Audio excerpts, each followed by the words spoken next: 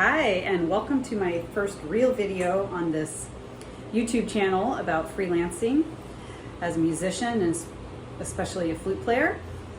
For this first video, I thought I would do a video on how to do a very simple a cappella video and just a step-by-step process. One of the reasons this is useful in doing these a cappella videos for a freelance musician specifically is because it helps you stay in shape on downtimes. As a freelancer, you often have a week, a month, 2 months of nothing, or you find yourself in the middle of a pandemic, for instance, which is how I got started doing these. And it's just fun, it's refreshing, a more refreshing way to practice. The flute is on the face, you're using the same muscles, and so you keep in basic shape that way. And yeah, it's just a really great way to keep engaged, keep inspired with your practicing, to keep motivated. So this, I'll just walk us through a very simple a cappella video, and it'll just be very low, no production value here. I'm just going to record myself using my phone and what I do to make an a cappella video. So the very first step is you're just going to your app store and you bring up the Acapella app, which seems easy. However, when you go to Acapella, there is 20 different versions of it. So you put in Acapella and you get all these different types. And so the one you want, or the one I'm using, is called Acapella from Pick Play Post, and it's got the red microphone icon right there. Hopefully that shows sort of. So the red, it's got the red with the white microphone, so you're going to that one. So if I go to mine, it'll look like this. The red icon is down there. So this is what the app will look like. And it's just a feed of other people's stuff that they put up. It's set up, it's a social media format. So people can follow you and you can see what other people are doing and comment, I think, on that. So it's set up like social media, like I said. So once you find the correct a cappella app, that's step one. And then once you get ready to record something, what I'm going to record is just something in 3 flute parts. So just a trio, and it's just from a really basic, easy, something I would use for students, pop trios. So I'm going to play something from the Magnificent Seven movie. The very first thing I do before I even get started recording, which I have found is super helpful and saves a lot of time, is to play it down with my metronome on at whatever I've decided. In this case, I'm going to play at 88, it's my metronome marking. And I put a stopwatch on my phone with the metronome, and I just time exactly how long it takes. And then when you go to record in the app, you just put in that time from the get-go. This one that I'm going to play happens to be exactly 30 seconds, but oftentimes the pieces I'm going to play, I find when I do a run-through, is 2 minutes and 38 seconds or something like that. And you're going to put it in the recording app ahead of time rather than trimming and editing the video down later, because I've never figured out how to do that, to be honest. So that's the first step, is you'll play through it, time it, see exactly how long it is. And then what I would also recommend, and I found this from trial and error, is once you see how long it is, you write it down. So I don't know if you can see that scribble, but I wrote down 30 seconds. Otherwise I'll forget. And then you've done that for nothing. So then you go to the app. So you're going to click on the red icon down there to get started. And that brings up this page. And you click on the red again that says record new. So you record new, and it'll say, but this will remove your last project you just did, and that's okay. You're just always recording over the last thing you did. It'll be saved into Acapella if you saved it. So I had done something previously. So yes, I push yes. I want to delete the other thing I just did. And then it takes me to this page, which is where you choose your frame. it says select layout. And since I'm doing a trio, I'm going to pick a frame that has 3 frames, obviously. So you have a choice of 2 different types of frames. There's one called classic and the other one's called premium. The classic is just the square frames, like a Zoom call, the look of a Zoom call. The premium ones, you can get frames that are shapes like hearts and stars and just different shapes. And those usually aren't the best. They don't look very good, I have found, because they're very small with a large background, so it looks weird. So anyway, the best layout I think is called the classic one. You click on that because it's just showing all of you. And then you click on classic, and these are your options. And so there's pages of these options of how you want your layout to be. So since I'm doing a trio, I need to find one that's got 3 frames, and there's a few different to choose from. So I'll just choose one randomly. I'm going to choose that one. And then it brings you to a page called select the length. And this is where, when you had pre-timed how long your piece is, this is where it saves you a lot of time. And then you would go, this piece I just am going to play happens to be 30 seconds. So that's unusual that it's exactly 30 seconds, because there is a 30-second option here, and I already have it checked, 30 seconds. Usually, like I said, the pieces are 1:38 or 2:48 seconds or something real specific. And then you'll go down to customize time. And it's a max of 10 minutes. You can't play anything longer than 10 minutes. And then you would, if you had something longer than these specific ones, you'll go to customize, and then you can choose like 4 minutes and 21 seconds, if that's how long your piece is. And then when you press record, it'll allow you exactly that time, and then you don't have to trim it up or edit it after the fact. So I think this is much easier to do. So anyway, mine happens to be 30 seconds, so I can go to this option up here, 30 seconds. All right, and then you go to next, which is the blue, says it in blue in the top right. And then you're pretty much ready to record. You'll get to this frame or to this page that has the framing with little pluses on each of the frames. And so this is where will record on each frame. So I usually record bottom up on the score. So flute trio, I'm going to record the flute 3 part first, the lower notes first, and then build up. You don't have to do that. That's just my process. So, and then you decide where you want to put the 3rd flute part on your layout. And once you choose where it goes, it has to stay there. You can't change it later. So I would put my flute 3 part. I'm just going to choose to put it down here. And then it's ready to record. So facing myself, I would press record, and it goes right in there, the flute 3 part. The other thing you'll need to do, it says there's no headphones detected in red there. So you have to do this with earbuds or headphones, because you have to be able to hear the metronome, which is the only way it works. So you're just playing on a click track, basically, playing it down on the click track, pressing save, and then adding the next layer in on the click track. So that's how it all lines up. It's nothing magical about it. It's just, you're just playing on a click. But you can only do that if you have headphones in. So then you put in your earbuds, and I'm just going to record right into the iPhone.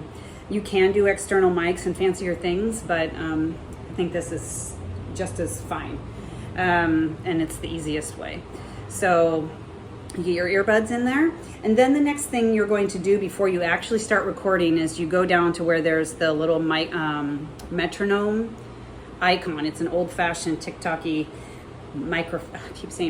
metronome icon. You click on that, and then you just need to set your metronome speed, and that you can hear the metronome. So at the very top, it's asking you, do you want to hear the metronome while you're playing? It says play while recording, meaning the metronome. Yes. Otherwise, you can't do anything, or I haven't found a way to do it. So make sure that's on and not off. So you turn that on. The time signature, I always just keep it at 1/4. So it's just the same pitch, click, click, click, click, and not like click, click, click, click, click, click, like in, that'd be 4/4 time. That's just distracting to me because you're just trying to listen to the click. So 1/4 is best. And then you go down and you just set your metronomes. I already have it set on 88. But you can, you have between, I believe, 60 and 180 is your range for your metronome speed. All right, and then when you're done with that, you just click on the little white X at the top left to be done with that page. And it takes you back to getting ready to record. But one more thing before you record, and this other icon down here, the blue, which has a little mic input icon, you click on that, little mic input. And I only ever deal with the very top where it's recording what I'm saying. That's called the microphone input gain. I have found for the flute that you need to have it, so this is just a level thing, you can slide it down. It needs to be less than 50%, about at the 40% range. If it's 50% or higher on the flute, and especially the piccolo, it's just a buzzy mess. Very, very buzzy. So less than 50%. These other things down here, I don't deal with them. I don't think they do anything all that important. So just the very top, just make sure your input gain is less than 50. And then when you're done with that, you just click on the X, the top left. Now you're ready. So I'm going to play through, it's very short, 30 seconds, as you know, each line. So you'll just have to bear with me as I play through each one. When you get ready to play, all I'm going to do is just set this phone on my stand with it facing me so it can see me playing. That's my whole setup. So very, very simple setup.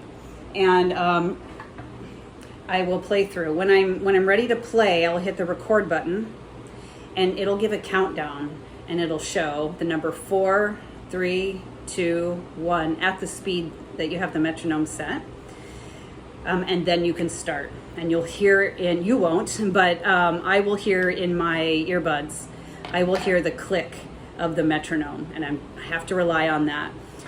What I do to make sure that the first notes are always heard, I wait 4, 3, 2, 1, and one more click, and then I play. I've just found sometimes the beginning can get clipped off if you don't do that. So I'm gonna do that. I'm just gonna put my phone right on my music stand. So kind of low quality here. And earbuds in. And then I'm gonna play through the third flute part of the Magnificent Seven and record. So I'm gonna press the record button and I'm waiting the countdown and then I'll play it down and then I'll show you what comes next. So I've pressed the record. 4, 3, 2, 1.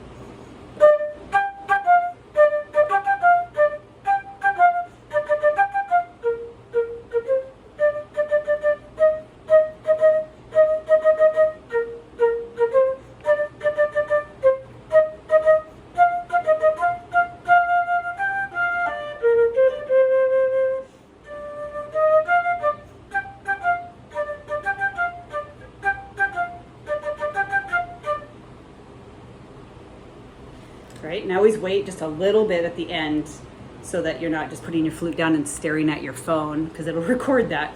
All right? When I'm done, it'll look like this. It'll say continue or redo. Very simple. So if it was fine, you just continue. You can always redo it later. So you press continue and then it gives you a playback.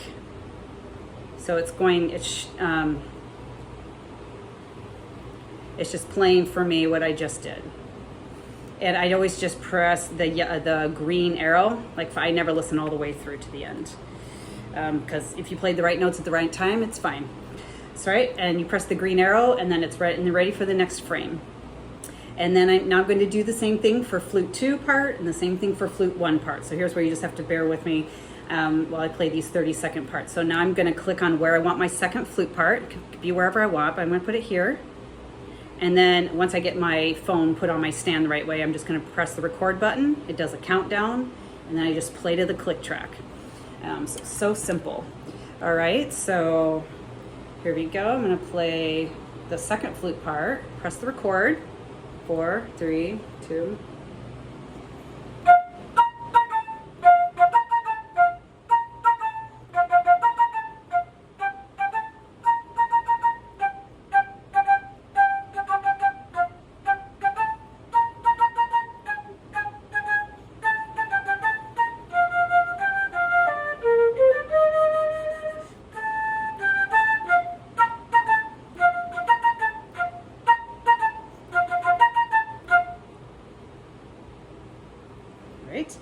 And then I get the same thing. Do you want to continue? Is that good? Continue, or you want to redo? If you're doing something this simple, it's probably fine. You just play it down one time, press continue, then it's gonna play it back for you as with both parts. And I'm sure that's great. I never listen all the way through, because again, if you played the right notes at the right time with a click track, there's nothing much to, I mean, it's either right or wrong. So now we have two parts. At the very end, I'll take the earbuds out and you can hear what it sounds like. So while I was recording the second flute part, I could hear myself playing the third part as well. So it is there. So I'm hearing the second and the third. Now when I go to record the first flute part, I will hear all parts as I'm playing. The main thing to listen to though is just the click. I just draw all my mental focus to the click so that so that it all sounds as clean and lined up together at the end. Okay, so one more time I'll just play through my 30 seconds on the first flute part, and then I'll show you what to do after that. So I hit the first flute frame, and then I'll press record. Okay, I'm gonna press record on the last part. 3, 2, 1.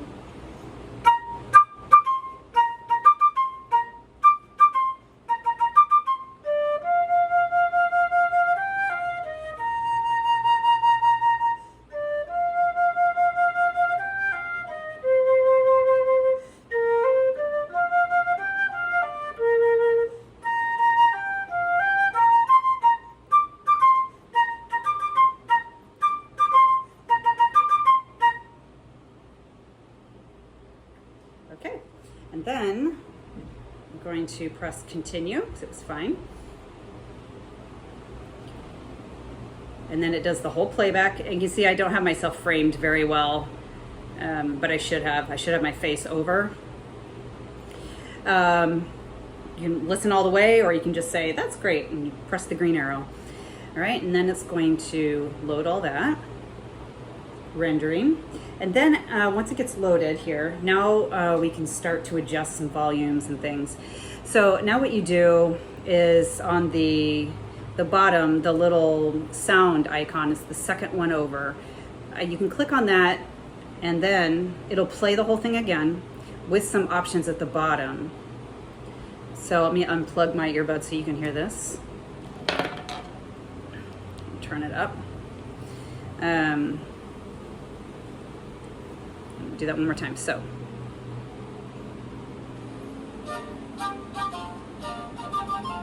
there's my song with 3 parts. So oftentimes, sorry, pause that. Oftentimes with acapella, all 3 parts are going to sound very loud, and like 4 measures in or so, the melody starts, but it's overpowered by the second, third part. So you can adjust these frames. Whatever it's right now, there's a red outline on the, I don't know if you can see that, red outline on this third flute part frame. So that means these controls are going to be controlling this third flute part right now. So I want to turn my third flute down a little bit, and I also want to turn the second flute down a little bit and have the first flute up as loud as possible. That generally is wherever the melody is, you want that up at full volume. Everything else is just turned down so that it's basically more balanced. So it's the third flute, and if I just it'll just keep playing while you are adjusting this. So it's on the third flute part. Here's volume at the very top. I'm just going to turn it down a little bit. I just turned it down a little bit. And then I can go to the second flute part and turn that down a little bit. And then the first flute part, I'm just going to keep it full volume. It defaults to full volume. Now I usually add just a little bit of echo, which is if I scroll down here through the options, and it just softens the sound a little bit. You have the option of reverb or echo. So it has a volume, it has panning, which I don't know what that does. I've changed the switch on that a bunch of times, but I don't know what it does. There's a little bit of reverb. You can add reverb. You want to use sparingly, I have found, for the flute. And if people are listening just right off their iPhone, it's going to sound very buzzy, even more than normal, because it's a little, I mean, it's just the microphone to the iPhone. So It's not high quality or anything like that. But if you add reverb, a little is okay. Once you get up to halfway reverb, it just starts really being buzzy, especially if you're playing something where it goes up into the third octave. So I have found that the echo, which is another effect down at the very bottom, it's echo, and you could turn it up just a little bit, like 25% for each of the frames, and it just rounds out the sound for everything. So I just go through each of the frame, and I know I'm on my frame when it's highlighted in red. So it's already highlighted in red for the flute one. So it's on flute 1, so I'm going to scroll down, or I'm on there now, to where it says echo. Just give it a little bit of makeup. You know, so I just turned the echo up a little bit, not too much. Otherwise it sounds, it just sounds like too much, you know, like makeup. You don't want to put too much on. All right, and then I'll do the same thing for second flute and third flute. So I go to the second flute frame, and I could be having it playing the whole time so I can hear and adjust. I'm just having the sound off so I can talk. I go to second flute and I scroll down to where it has echo at the very bottom and turn it up a little bit, just a little bit. And then what's left? First flute, or did I do that one already? First flute I did already, so third flute, scroll down, echo, I'm gonna turn that up. And then when it plays, just sounds a little nicer, especially on that melody. And to me, as I was just listening in a second, when that melody comes in, it still feels overpowered by the second and the third flute parts. The melody where it's da da da da da da. All I hear is dun dun da da da da da da da da. So I'm going to turn it down. It's going to turn down everything. That's the problem. That's also what keeps the app so easy. So for my personal taste, and you can listen to it a bunch of times on your own and see what you want to do. But I'm going to the second flute part on the volume up here. I'm just turning it down a little bit more. Third flute part, I'm going to turn that volume down a little bit more and keep first flute full volume.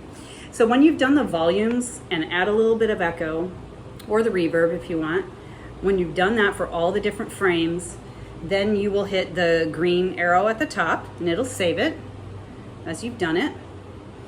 And then it says save and share in blue.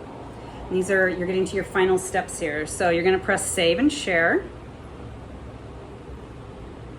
Oh, you know what? Before you press save and share, you can always go back a page. So we got our volumes, and then you can add filters and add a border around the frames. So the filters, it's the third icon over from the left. This is the original filter, or the original. I'm just gonna turn it off. Or you can do black and white, just different filters. There's one that's different colors, which is kind of cool. I wish I was framed better, but so this is a great example of what not to do. I just had it on my stand, so just make sure when you're playing that it's what you want to see. So this looks good. These are not good. So you just want to see at least half of your face, and the hand position is ideal for flute. It's a little tricky because our instrument goes off to the side. So anyway, we'll just leave it this. Whatever you choose, it just leaves it like that. You don't have to press save or anything. So I'm just going to leave it at this colored one. It's called color filter. All right, and then when I'm done choosing my filter, I just click the white X again. And now I can choose a border, and that's the fourth icon over from the left. And it's all these different border colors. So I could do a black border, it's kind of boring, orange. Can't really tell. When it's this classic frame style, the border is very tiny, so you can't really tell anything. Purple. You have a bunch of options. These other ones down here are all libraries, if you will, of very much fancier frames. So these are better for when you have that other style, like the shapes of the hearts and stars for your frames. Then the background is what you can be much fancier with, but oftentimes it looks pretty tacky, I think. But anyway, you have all these different border options down here, which are much fancier. But on this frame, you can't even tell the difference. But there's birthday ones. This is all music ones. I don't think you can see that. But you pick your frame, so I'm just going to leave it however it is. Looks like it's a purple frame. Okay, when you're done with your frame, you just click the white X. Now we go to the blue save and share. So you're just going to save it. and it's going to ask you to give it a title. So we'll call this Mag 7. I just write the title there, and then it has the option. Why the white screen is really bright, sorry. But then it does show you to ask if you want it to be public or if you want the link to be private. So it just is up to you. Public means anyone can find it on the Acapella app. So in the feed, it's just public. If anyone searches flute trio, or I don't know how they would find it. I just always make it public because why not? And so you click public, and then you press OK after you've named it and press public. Press OK, and then you're gonna save it somewhere. If you don't want to, you can just save it right to your Acapella account. So that's that left red icon. I'll have to improve my video production here. But anyway, there's a left icon. It just shows the Acapella icon. You can just save it to there, and then it's in your account or profile, and in your library. But you have to save it to somewhere, or you just don't save it. That's fine. Or you can save it and share it directly to like TikTok, Instagram, WhatsApp, text, email, Facebook, YouTube. So you have all these options on the bottom here where you can just upload and share it right away on other social media or to a text. So I'm just going to save it right to my Acapella account, so it's not going anywhere, but it's saved. So I press that, and then it's just going to save. It takes just a few minutes. It's rendering and all that, and then it'll be in my library. And then when I go to do another Acapella video later, and I press on the icon to record, it'll ask me, you're gonna record over your last one, is that okay? And you always just press yes, because it's saved in your library. So it's saved now, and it gives you more, again, are you sure it really wants you to share it? But when you're done with this and you've saved it to your library, you just click off of it, whatever, get out of here and go back to your normal phone. You can see if I went to my Acapella app there in the middle, I'll find it in my library. Let me get out of here. So here's Acapella again, just the normal feed. But if I go over to my profile, it should be there. It's loading. Yeah, it's right here, what we just did, the color filter. And so I have all my other acapellas in here in this library, lots of them. You can also, since it's a social media, you can just go to activity. You can see what other people have said, or you can scroll around and see what other people are doing. A lot of people use it very creatively. Some people somehow play multiple instruments and create great effects using acapella. I just find that it's so good for just playing, having fun, and you do have to listen to yourself, and so you're listening for intonation. It's great to teach students rhythm because they are reliant only on the metronome, so they have to be independent rhythmic thinkers. The other thing I would say just quickly here at the end is there is a free trial. If you go to the app, there's a free trial. There's some limits. I think you can only record up to a minute, but it's only for 7 days. And after that 7 days, your phone will automatically, you'll be charged, I believe, $10 a month automatically, and you won't even notice if you're like me. Or you can do just a flat fee of $50 a year, and that's what I do because I use it all the time. And that's, if you use it a lot, that's a great deal. And it's great, like I said, for classical musicians especially. I think the Acapella app is good because there's no production. I mean, what you play is what you get. You can tweak a little bit, a little bit of reverb or whatever, but you're really not enhancing it at all. And your intonation is your intonation. Your missed notes are your missed notes. It's not changed at all. So this bodes well for classical musicians. We're used to this. And like I said, it's great for teaching. To get your student to play with a click track is a great skill. And I found it was great for trying out flute choir pieces when I was a flute choir director. So I would get pieces with 10 different flute parts, and I would just do an a cappella real quick just to see what it would sound like. You know, you can't do anything much with accelerando, retardando, any temper changes. You know, you're limited, of course, because it's just a click. And once the click gets going, you're stuck with that. So you have to choose your music accordingly. But I found it's such a useful tool. And there's many more things you can do with it. I was just doing the very simple getting started on acapella. So I hope that was helpful. Have fun making your own acapella videos. And please feel free to make any comments down below. And I will see you at the next video.